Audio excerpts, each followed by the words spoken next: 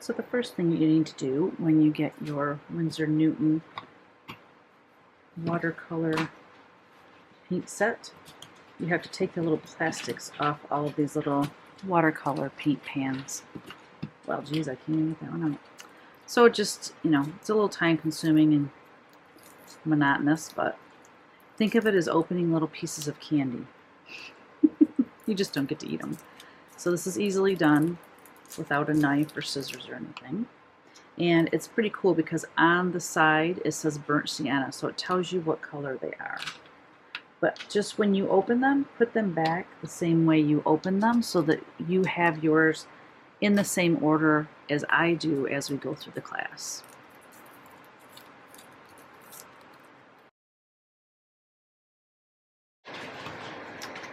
Okay, so you're also going to want to have water. This is your little water pan, which isn't much, but for what we're painting, this is probably plenty. This is really a travel kit. Hold on, I got to get my dogs to quit playing. Hey, guys.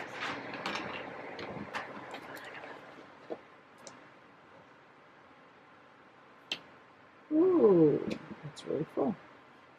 That's a little bit too full. So I'm going to take a paper towel. Soak that up. I don't want to get it all over the place. Okay.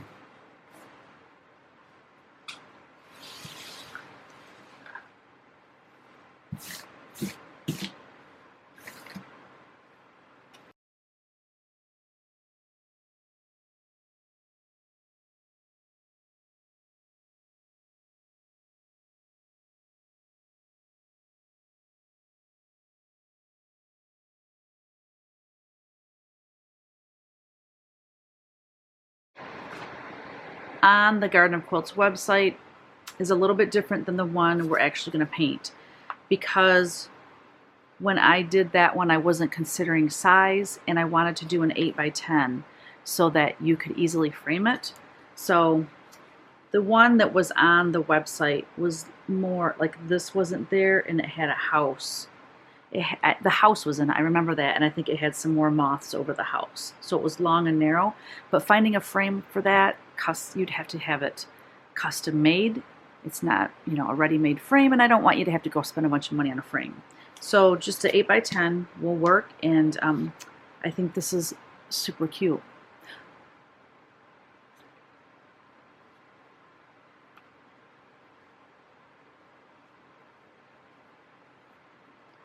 So the first thing that you do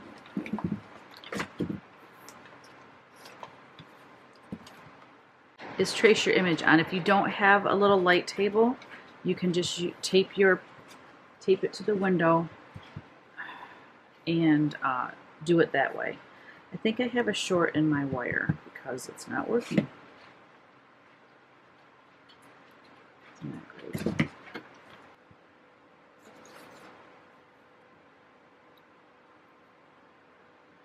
So you take your drawing,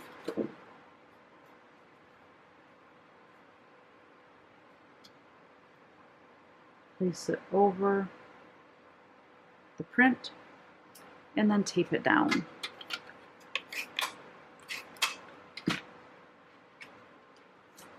When you tape it down, be careful not to tape over something that you're going to be drawing.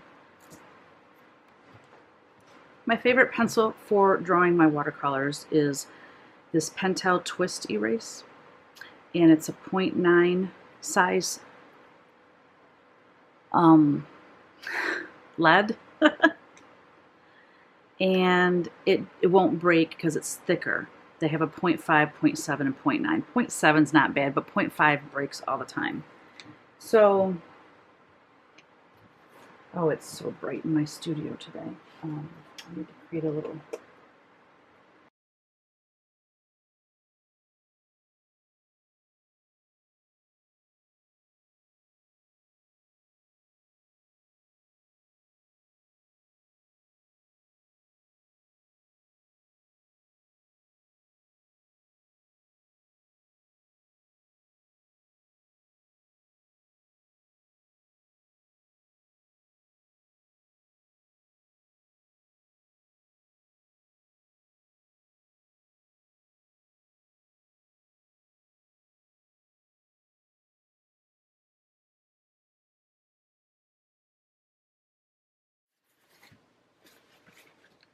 there's a little arrow in the corner of the palette. So then there's a little line on the outside of this. So if you line those two things up, you are able to take that apart so that it lays flat, because this is where you're going to mix your paint colors, okay? And then little tray comes out as well. So let's have our, when we're painting, we're going to have our tray like this, and then our mixing tray next to it.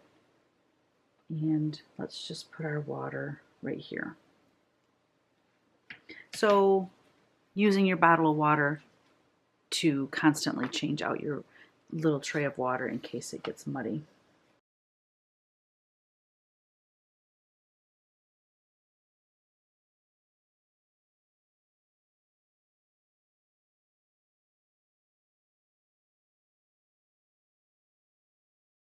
So we're going to dip our brush.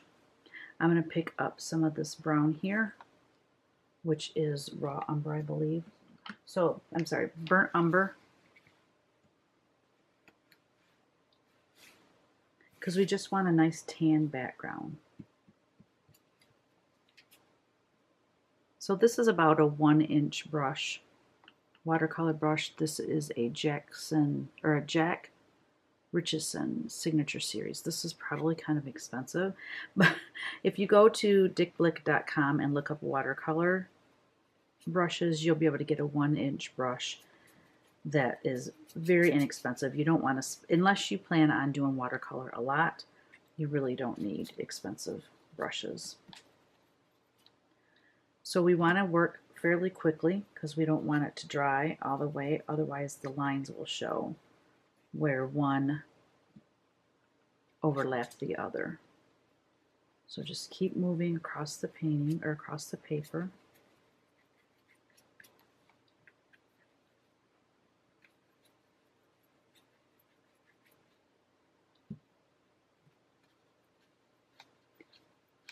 Another good tip so that your painting doesn't buckle.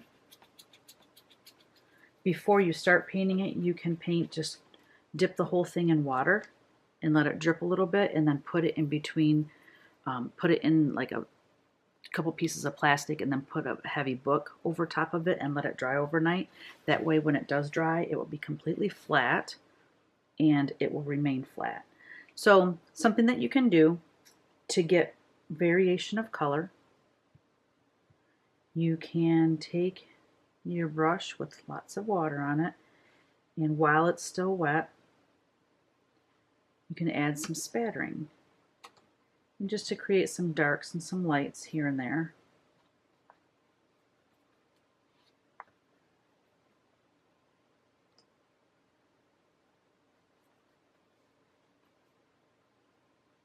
Just makes for a more interesting background.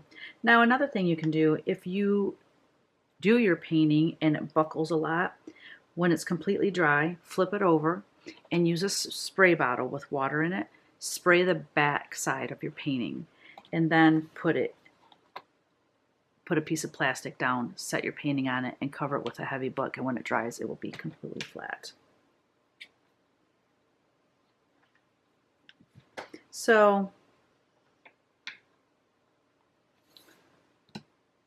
I'm going to let this dry, and when we come back, we'll start painting our animals and our trees and our flowers. This is the fun part, doing the background. Spattering paint is always a good time. Okay, I'll see you when this is dry.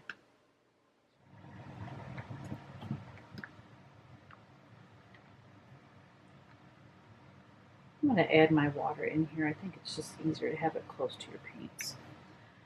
Okay, dog hair in my water. Alright, so you should have a printout as well that will just help you to kind of see what you're supposed to do and where the colors go.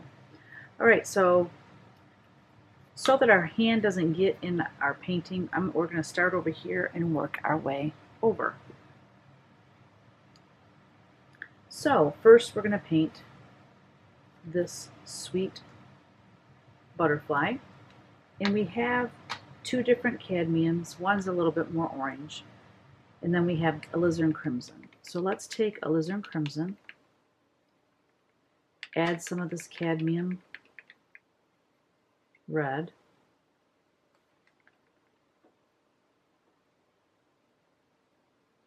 basically you're just coloring with, it's like coloring. Try to stay in the lines, but you don't have to stay in the lines, you know, make it more interesting if you didn't.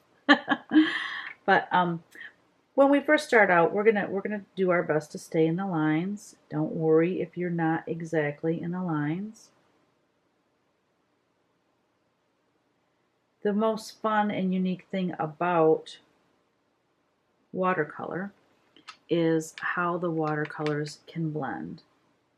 So we can create, well, let me just go over something really quick.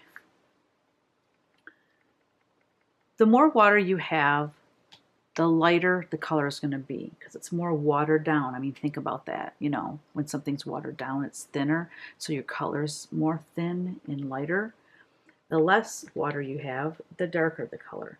So I hardly have any water on my brush. And that's how you can create some shadows.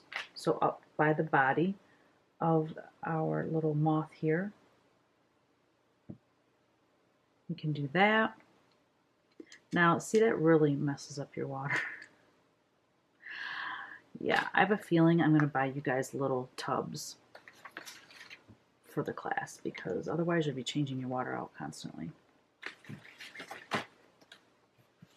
So we're going to let that dry while we move on. This heart, that is also red. Now, the red doesn't have to be the same color. Boy, I wish these things would stay in there. Like lock in there somehow.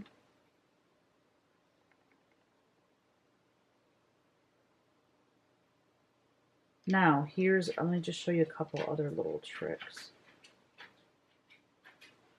So this one I have a little bit more alizarin crimson in it, so it's a little bit more of a magenta color. So let's say it's too dark and you want to lighten it up. Rinse off your brush, dab it onto your paper towel, get all the water out, and then you can lift off that paint. It'll soak up into your brush and you can lighten things that way. Now that I have it like that, I'm going to go back in.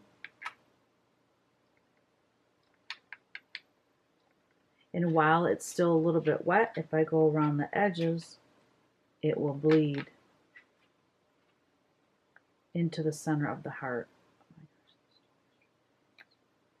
Well, I didn't let it dry long enough. So we'll just go back in again and just soak it up here in the center.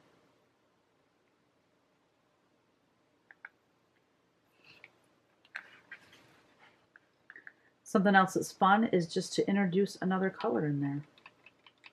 You could take some yellow, put some yellow right in the center, and let that bleed out. You know, we don't have to stick to this drawing. You can make it however you want to make it, okay? So while those things are drying, let's move on to our cute little squirrel here. So we're going to use this burnt sienna. Just a peep.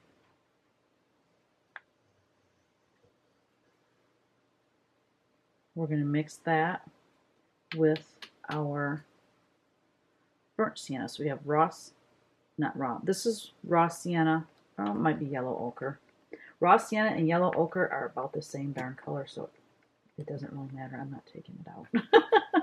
We have burnt sienna and burnt umber. So we'll mix those two together, and then we just color in our sweet little squirrel.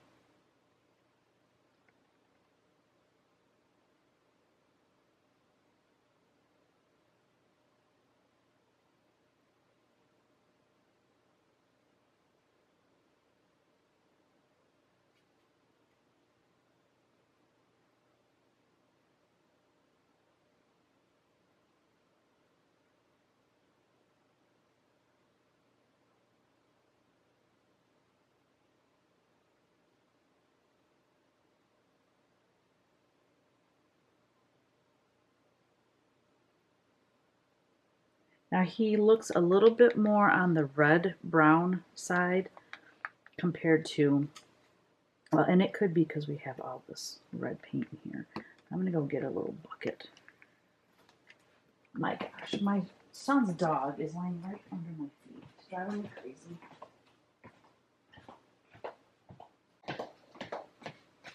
Bubba, you're making it difficult for Grandma. Yeah, he's my grand dog. So. All right, so I'm going to put some clean water in here. So I have a water bottle that I just continuously fill, I fill it with the faucet and just have it by me when I'm doing my watercolors. Oh, okay.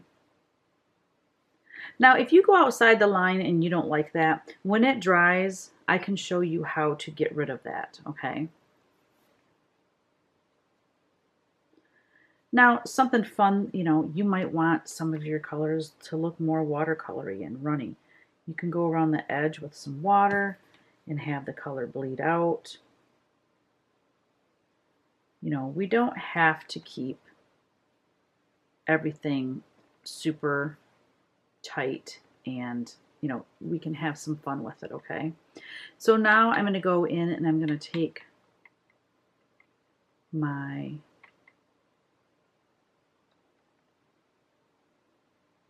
what did I call that? I'm sorry, it's burnt sienna and burnt umber. I think I called it something different last time. Yeah, it's burnt umber. I think I called it raw umber. I don't know what I did. So now I have it on very thick where it's a really nice dark brown. And then you can kind of go in and do some shadowing. Then you might think, I think that's a little bit too dark. I want to lighten that up. Well, one way we can do that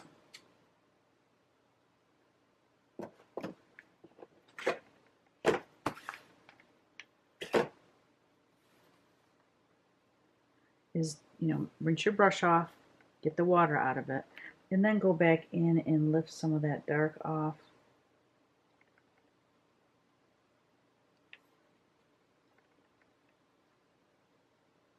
Blend it in more. Get some more of where it's the burnt sienna color, a little bit more of a red brown. Go back in.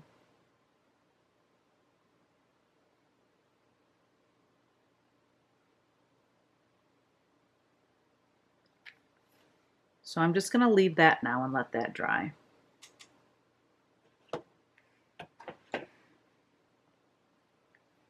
I'm going to work on this flower now. So we already have some red. I'm just going to reuse that red or reacclimate it if it's a little bit dry. So some of my pink and that reddish pink is floating up a little bit because it's wet right there. So wherever it's wet, your color will run to it. So again, I'm using the cadmium with the alizarin crimson.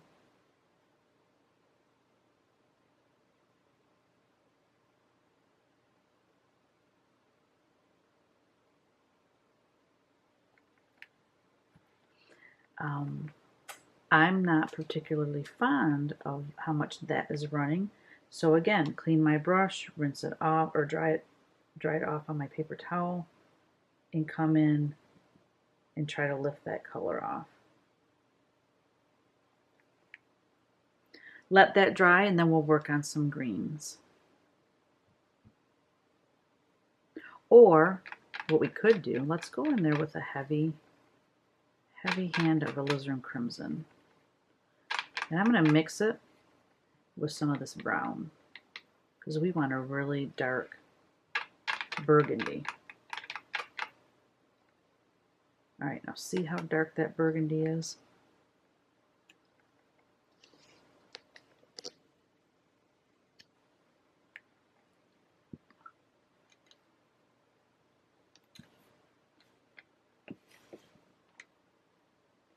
So if I go in there with that burgundy, when it touches that lighter pink because it's still wet. Now see, when I designed the fabric line, I couldn't do that. I couldn't have necessarily all these washes. I don't think it would translate well. So I was careful to stay within the lines, but for the sake of painting, for art's sake, we can do that. Now, I think it would be wise, since we have some of that nice rich burgundy mixed up, let's just go and do all these other flowers, and we'll let them dry. And since they're far enough away from where we were working, we shouldn't get our hand in them. So I have this running together. It actually looks pretty cool. I think I'm going to leave it. So if I want my other ones to match, then I need to go in with that pink color that we had mixed up before. And remember, the more watery it is, the more light it will be. So we can go in. Now, hold on. Need to be a little bit more pinky.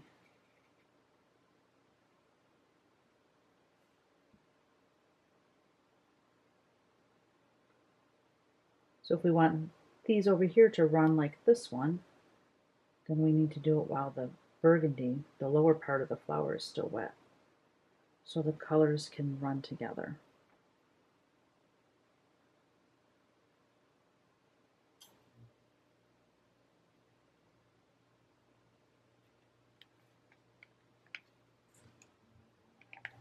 We can need fresh water again.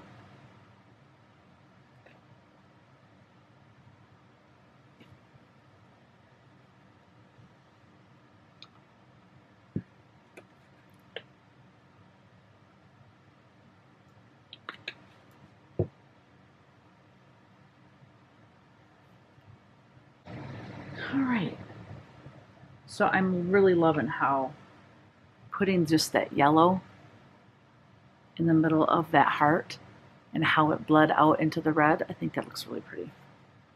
So I have a lot of bleeding over here where these two colors run together. I'm not like freaked out about it. I kind of like it. I like a little bit looser watercolor, so I'm okay with it.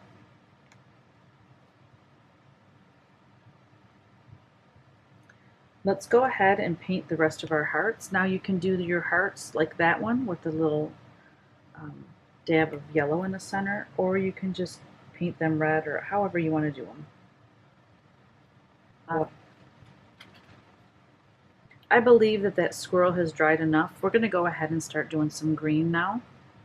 So let's see. I think we have two greens. We have Viridian Hue, and we have Sap Green. Ooh, Sap Green is my kind of green. The Viridian Hue, I think that's going to be, let's just look. So we've got a nice yellow green here, which is your sap green. I would never use it that bright. That's just not me. Add a little bit of brown to that to tone it down. And now we're talking. Well, let's just show the difference. So let's look at this Viridian green. It's more of a blue green. Okay? Actually, let's mix them together and see what we get.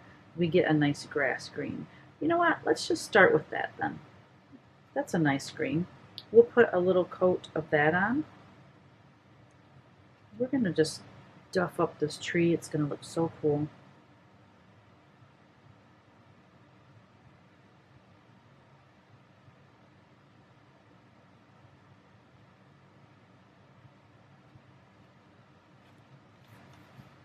We can make so many different color greens with this palette.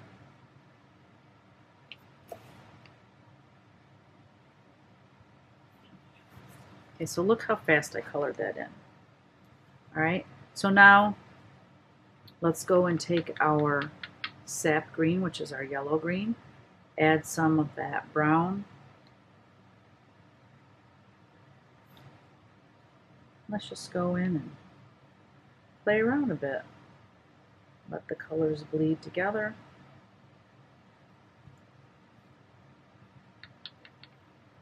Let's mix it with our burnt sienna and see, we'll get a whole different kind of green. So then I went over there, got some of that green. So now we have a nice brown green. We can even take this Viridian green and mix it with the dark brown. Just realize there's no black on this palette. So when we add brown to things, it just darkens, and it's very similar to adding black. So look how nice and rich that green is.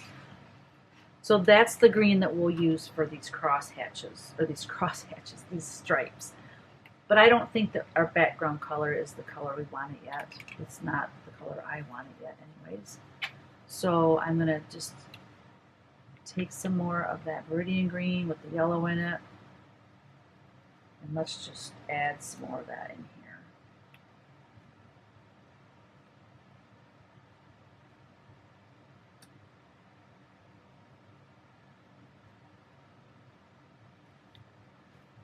All right, I think that looks good. I like having the variegated colors in there. I'm really trying to keep it so you can see the whole painting as well as my palette and what I'm mixing. So we're going to let that dry now. We should be able to go in here, use that same green, and paint our leaves.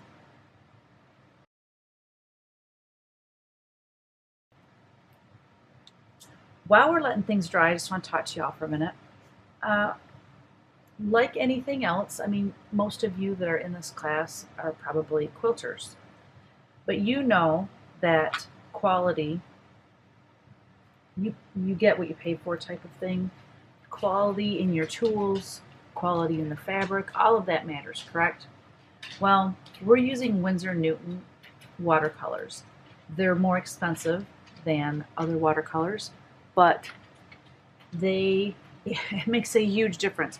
The way the colors will mix, the vibrancy of the colors, once your painting is done, how the colors will stay and not fade over time, all of that comes into play by purchasing good quality paints, okay? This brush that we're using, it says Cotman Winsor Newton. So Winsor Newton has a part of their brand is also Cotman, C-O-T-M-A-N. Now, you can get Winsor Newton Cotman watercolors, and when I didn't have a lot of money, those were the paints I used. They're very good quality. They're not as good as these paints, but when I was taking watercolor classes at the local art institute, that's what I would purchase because I was newly married and I didn't have a lot of money. And then Cotman brand, whenever you see that, just know that that's a good brand as well. So if you love doing this and you want to get more brushes, I would recommend, like my favorite brushes to use I would want to get a 1-inch flat. If you're going to be doing 8x10, 11x14, something like that. If you're going to be doing larger paintings, then you'll want an even larger brush to do your background paint. Like I have this amazing, very expensive brushes, can be anywhere from super cheap at Walmart up to like $50 and $60 a brush. So there's a huge variety, but stay in the middle range, you know. Just make sure you get quality. So this is a beautiful brush. I don't use it very often because I don't paint large watercolors very often, but this is perfect if you're going to be doing a big like 16x20 to really get your color on there. And you wouldn't obviously use this kind of a palette. This is the palette I use, which is a ginormous mess right now. But in order to paint a background, all you have to do to clean this, it's so easy. You just spray it with water and wipe it up with a paper towel. And then I would take a small brush such as this, mix a bunch of the color I want for the background, then soak it up with this brush and paint on my 16x20. So if you're going to do larger paintings, that's what you want to do. But for 8x10, 11x14, those kind of sizes, be perfectly fine with a 1-inch brush. Okay. This is a very nice brush. You know, you'll find what you like to paint with. I have some brushes that I don't. So Kolinsky is actually an expensive brush, but I'm not a huge fan. I like brushes that have a little more bounce to them. Like the brush that we're using in this kit, I really like it. You can get, if you want a lot of fine detail work, you can get really tiny round brushes. This is considered a round brush because it comes to a point. This is a flat because it's flat and it's square. A filbert brush is also nice. I use filbert brushes mostly in my acrylic painting. I don't even have a filbert. Filbert is basically this, but tapered, so it's rounded on the corners. And I use those all the time in my acrylic. Okay, so I just want to fill some time while this dried and while my air conditioner chilled out a little bit. I just put my hand in some wet paint. All right, let's see if we can put those lines in. I'm not sure, it might still be too wet. Oh, man. Okay.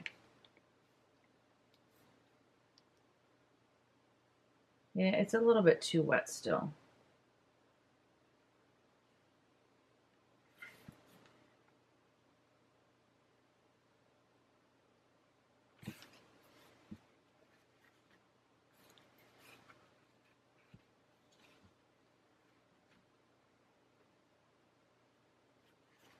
I was going to show you too how to, I'm going to zoom way in.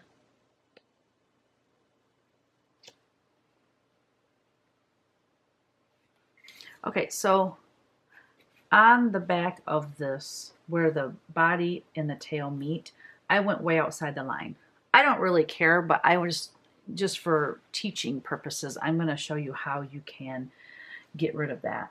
So I just get my brush wet and I just go over the paint that I want to remove, get it nice and wet, and you have to do this when it's perfectly dry, like it has to be out, and then just soak it up with your paper towel. And now you can see that I have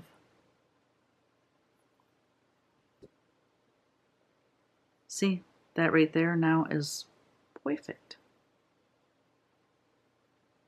Where else can I do that at to show you? Oh, we'll have other opportunities, I'm sure. So let me zoom back out.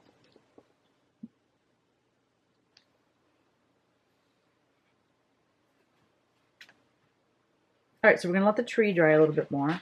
There's this perfect spot to try to, if I wanted to line out that tree a little bit better, do that. Let's work on the deer. I think the deer is going to be really fun to paint. So the deer is large, so it's a large area to paint. So I want to mix up a lot of paint. So let's go reacclimate. If you want to reacclimate your watercolors, it's another beautiful thing about watercolors, is you just have to add water to them and they just poof, they just come right back to life. So again, we use the burnt umber and the the burnt umber and the burnt sienna and the burnt umber. Those two I have the hardest time remembering.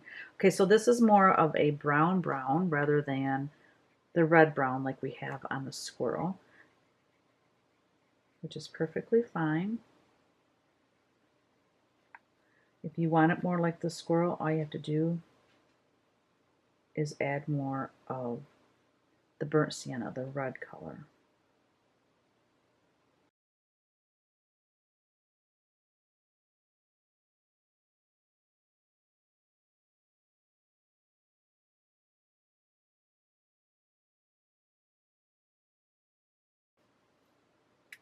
I really like that color brown. I'm not going to paint it as dark as that. I really think that's a pretty color brown. So I'm going to let that dry, and then I will go in and paint like his legs that are in the background. You want those to be a little bit darker. we can come in and put a little bit of shadowing in, but I'm just going to let it dry a little bit. We can go back to our tree. Let's put the tree trunk on now that we have some brown in our brush.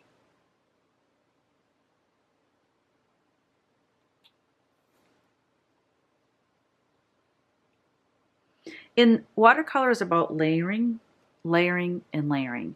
In order to get that watercolor look, like that, where it kind of bled, that's what you want. Working wet on wet is where you're going to get those colors running together. And you can work wet on dry. I mean, there's so many different ways. It's just fun to work with because you never know what you're going to get. You know what I mean? I shouldn't say never. When you get more acclimated at using the paints, you'll know what you're doing. But at first, it's kind of like, oh my gosh, that was too wet. And you'll know immediately if it's too wet. So I'm just going in and cleaning up with water and my paper towel. Let's go ahead and, while it is wet, let's go ahead and put in some shadows. You know, this is folk art. This is not to be super realistic. That is not my goal.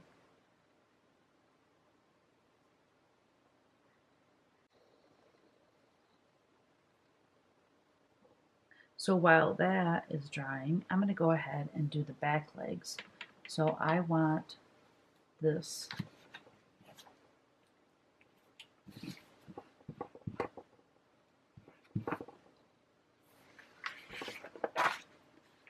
burnt umber, and I want it to be rather thick, like not tons of water.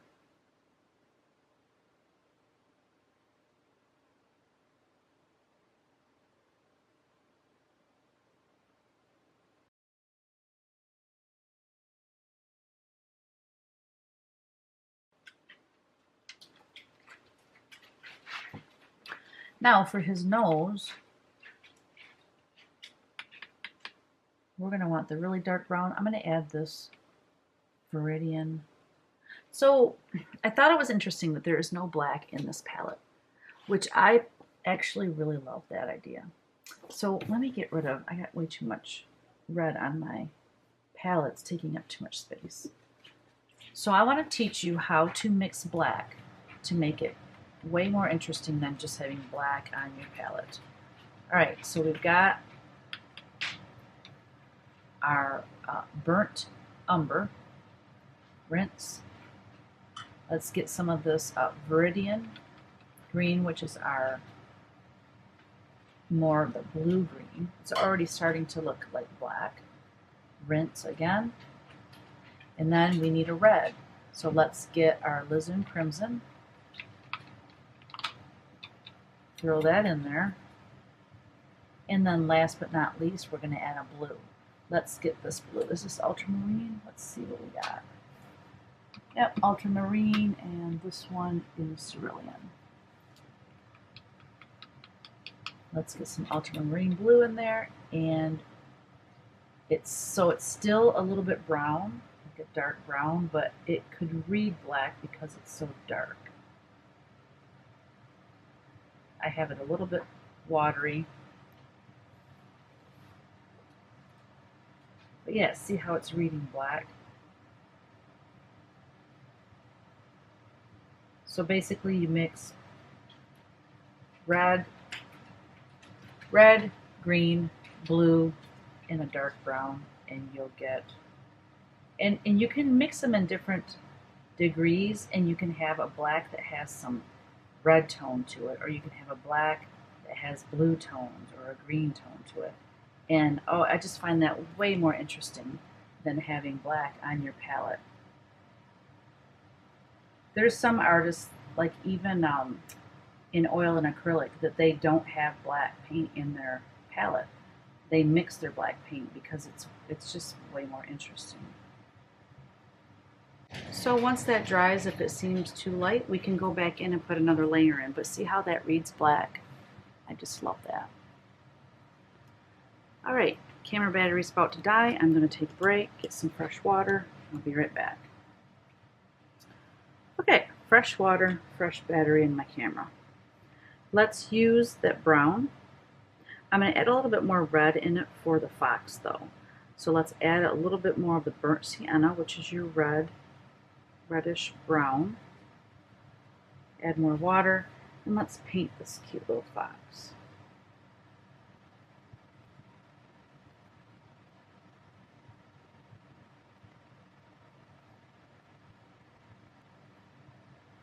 So I'm getting a little bit too much in his white, but we can go in and fix it, remember?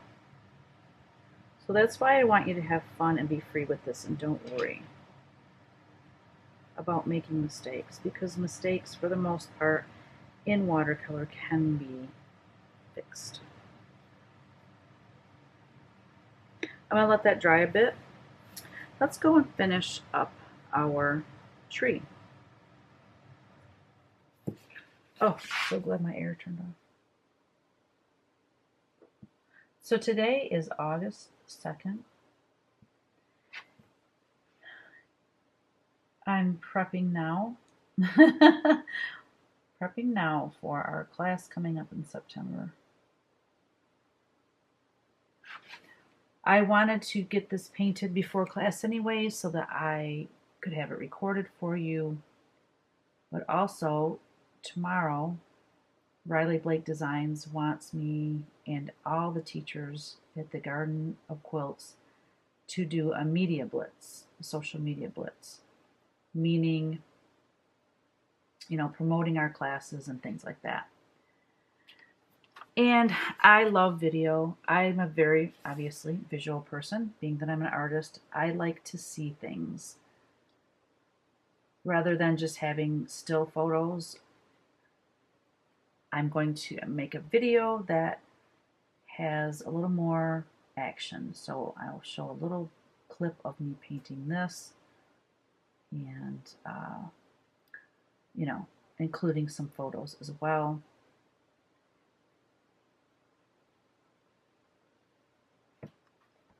So yeah, I think that will be more interesting and hopefully entice people to join my classes. So I'm teaching this class and a beginner cross-stitch class. Heavy on the beginner, because I'm just on my second cross-stitch myself. Even though I've been designing it since 2013, I am now, just now learning how to do it myself. So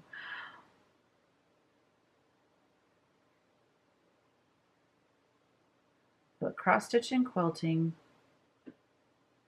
has really overlapped. I mean, there's a lot of cross-stitchers now that are quilting and vice versa.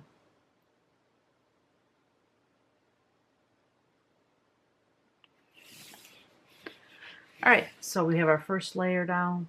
We can go back in now that it's wet and just put some little stripes within those dark stripes so that we have a little light and dark going on, a little bit of variation there to make it more interesting.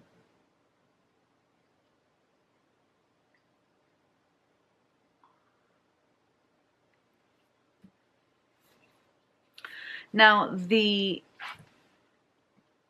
contrast in greens here is quite significant.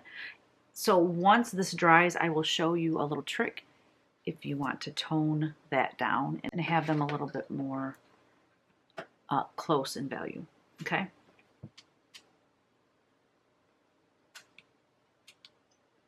We are going to paint our background darker. Once we get the whole thing done, we're going to do something kind of fun. It won't be maybe as dark as this print, although it can be if you want it to be. Okay, so let's take some of that black and very carefully paint our deer's eye.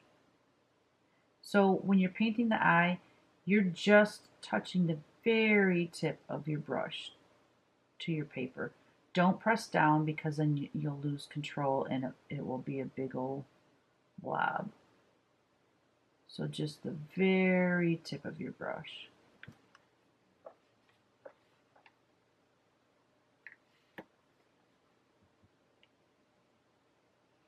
All right, let's finish up this cute little fox. Just putting some shadowing in.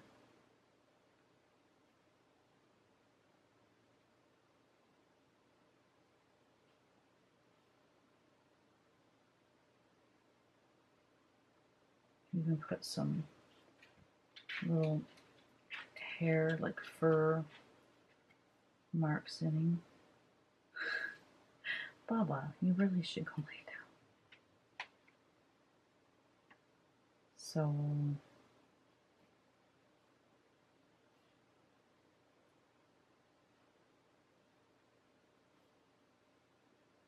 that's kind of fun.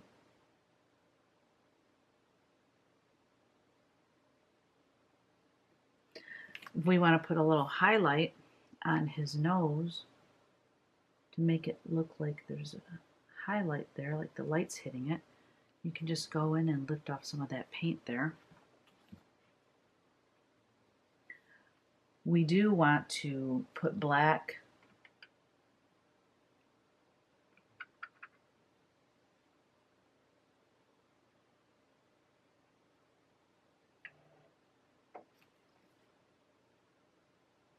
on the tips of his paws and the tips of his ears.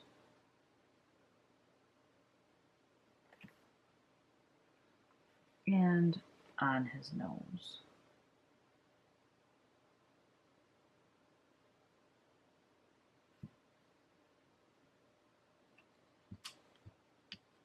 I think I removed too much of that brown on his nose.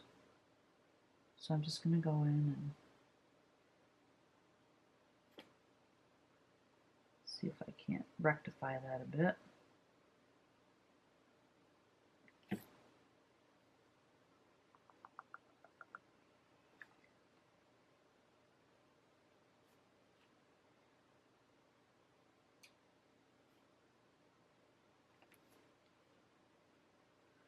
He's a cute little fox. My son's dog is just cracking me up. He's just sitting here staring at me.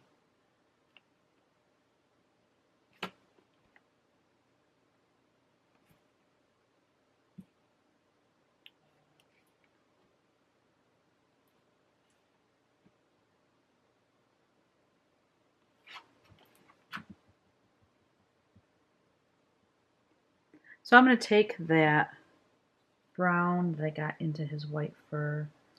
I'm just going to rub it with my wet brush, go in and soak it up. Of course, I did that when I had some, I should have waited till this was all dry. My bad.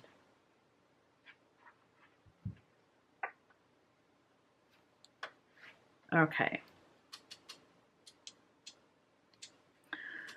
Let's move on to some gray, which should be interesting since we don't have any black.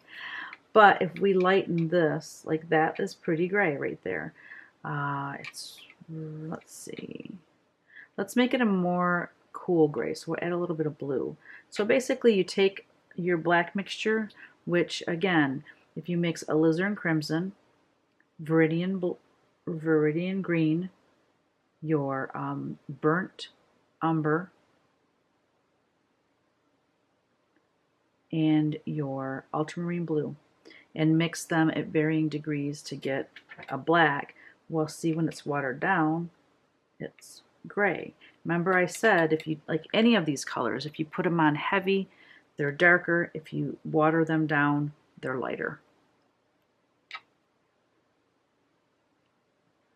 So we're just going to use that, and let's paint our little raccoon.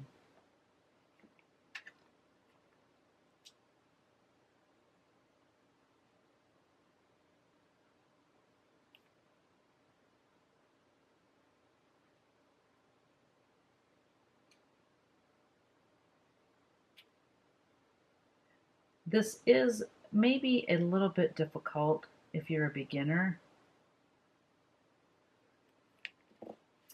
just because these are tiny little animals. So hopefully you have good eyesight, or you have glasses, or you have readers or something. And I'm really praying that there's good lighting in this classroom that I'm going to be teaching in at the Garden of Quilts.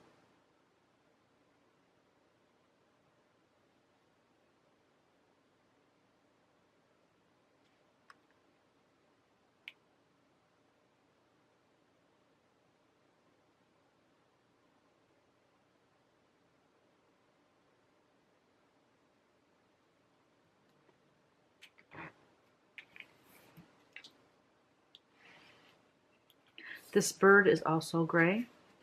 Let's go ahead while we're working with our gray and get him done.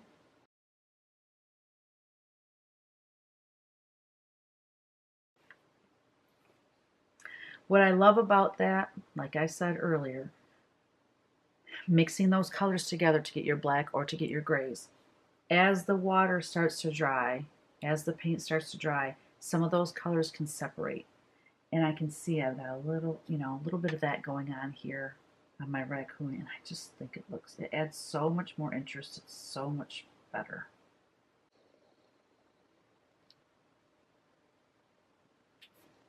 So when I say in the shadows, you got to think about things that are behind are usually darker than the things that are forward.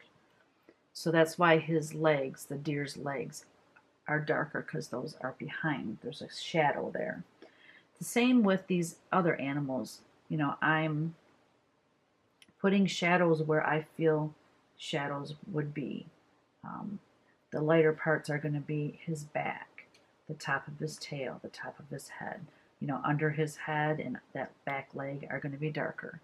So just kind of keep those things in mind as you're moving through your painting.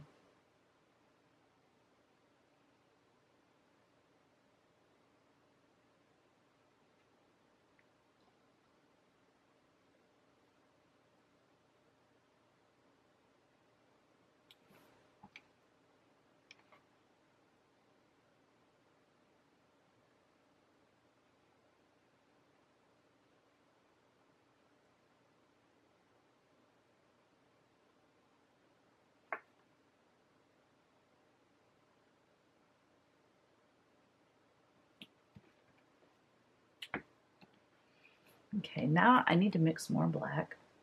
So here we go. Alizarin crimson, Viridian blue. Oh my gosh, I keep calling it blue. Viridian green, burnt umber, and ultramarine blue. So I got way too much blue, so now I just have blue. So we'll go back in with our red, our brown, and our green. Oh, wrong green.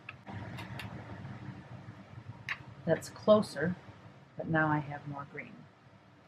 So, and this happens sometimes, and that's okay. I don't mind mixing up a lot of black because it's a color I'll use often. Now that is a really close black. So I'm going to use that black on my raccoon tail.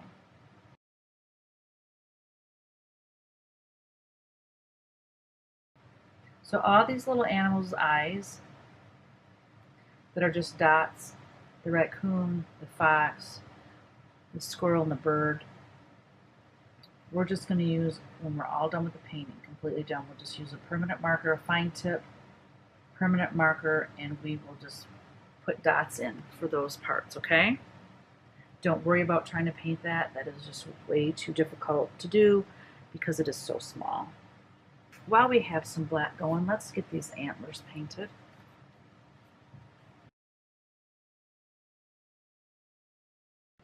You want to start at the end of the antler and go towards the middle, okay, in order to get nice points at the end. Oh, I've been wanting to paint that, I kept forgetting. Is he dry? I really need a shadow there on this little guy's leg. And thankfully, he was dry now. Oh, he's just, I think, so cute.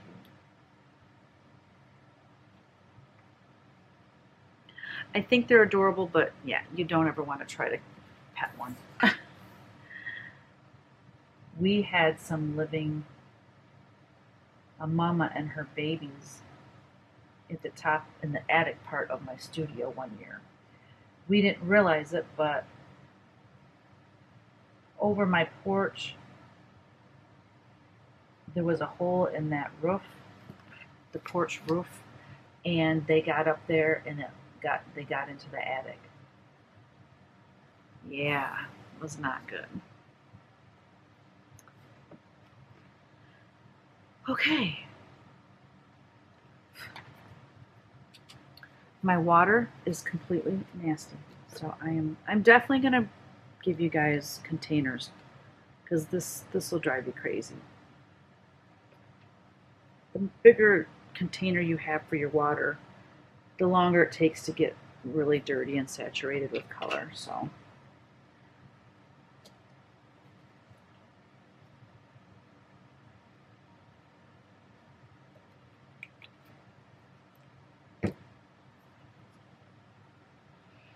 So I think my next color I'm going to do is going to be red, and we're going to paint the red on everything else on this painting. Okay, and then we'll do, yeah, so let's just focus on that for now. We have red mixed already, so just re-wet it and it comes back to life.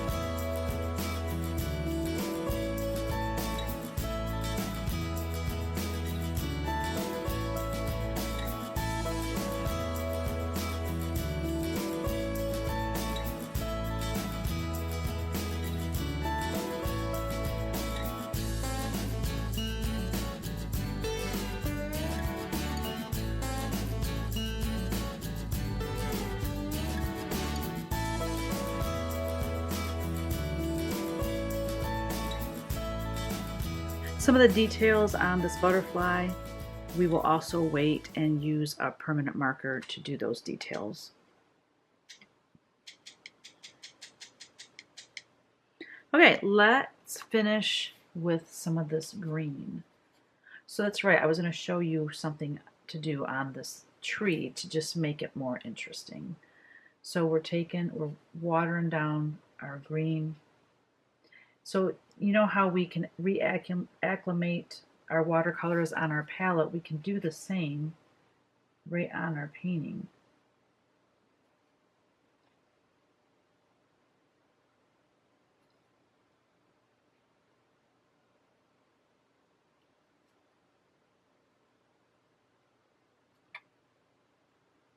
We can take a little bit of yellow, maybe add some of that in there. You know, play around with your colors. Don't be afraid to try things. And then I can go like this even. And it will start taking some of those dark greens in the stripes and blending them into the rest of the green.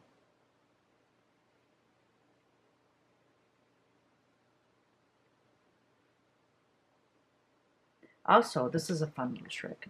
So get your paintbrush wet, and then while this is wet, just go in and put little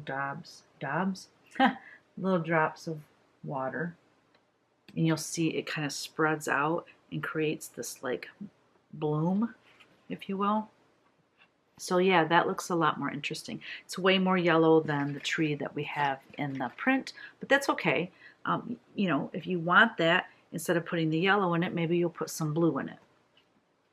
So, okay, let's take that green. Might as well finish these flowers here.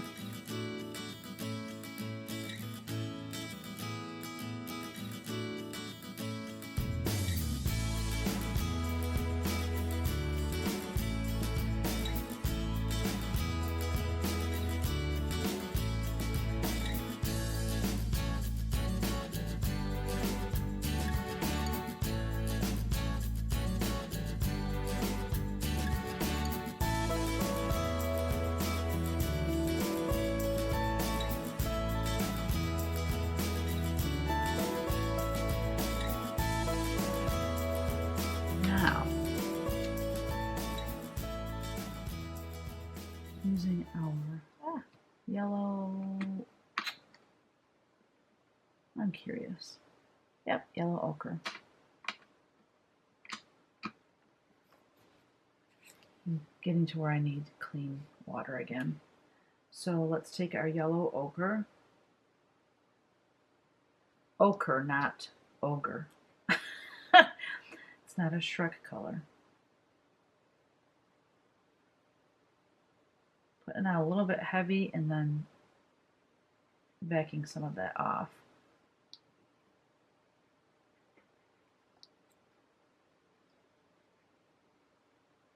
And I love how it's bleeding into the brown. It looks so good.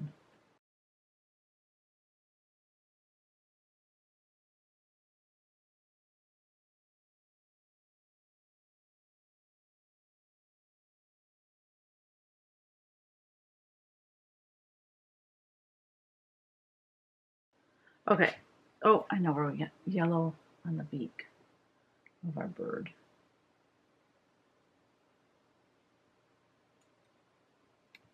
Okay. We're going to go in with some of our black paint again. And we're going to paint all the little dots. So these, oh, he's yellow too. Shoot. Missed that, didn't I?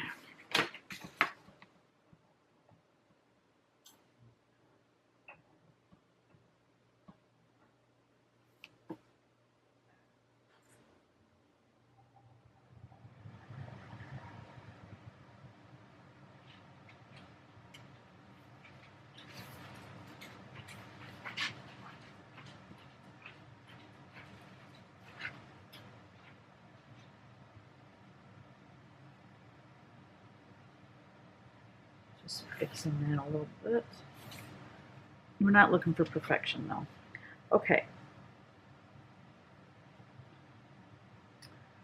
What was I doing? Black. Yes, okay. So let's take our black.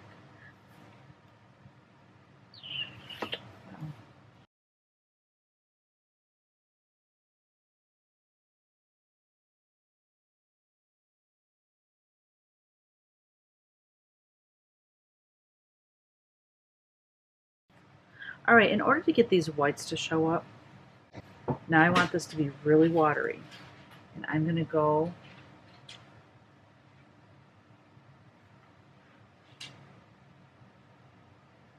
and then just take that color and go around the painting.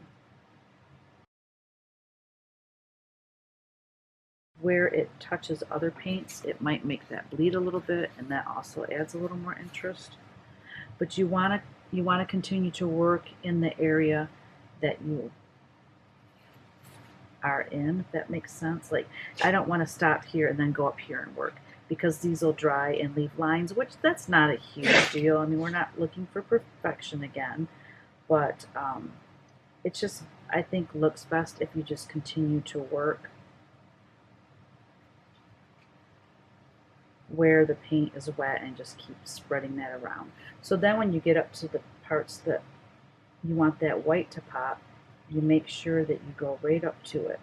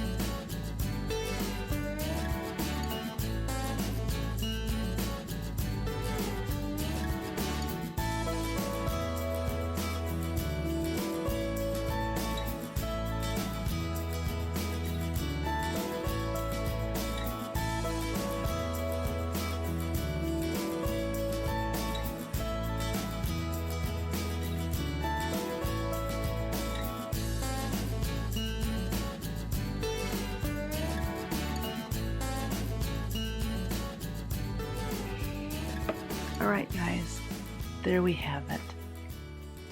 Let me zoom out just a tad. I'll zoom out for the whole thing and then I will, there we go. So this will fit into an 8x10 frame. I hope that you had fun painting yours. Oh, I forgot, we gotta put the black.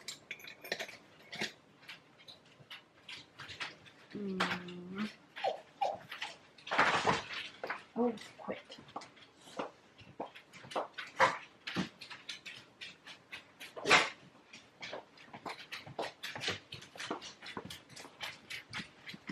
Alright, so I have a Sharpie marker that I had you guys use in class.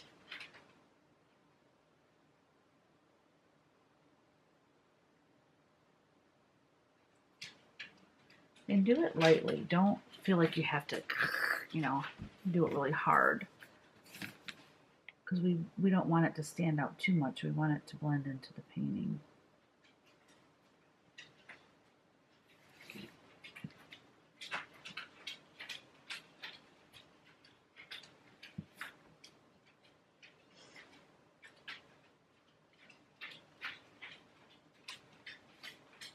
And then we've got stripes.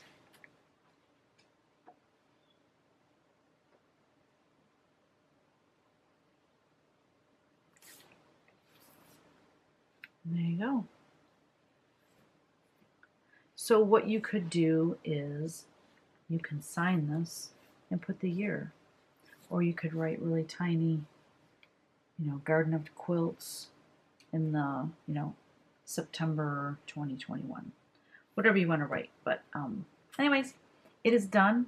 I think it turned out really cute and it was so much fun to do. I'm going to go ahead and sign mine. I think I'm just going to sign it so that if I frame it, I'm going to want to keep that in mind when you sign or whatever you're going to write on yours.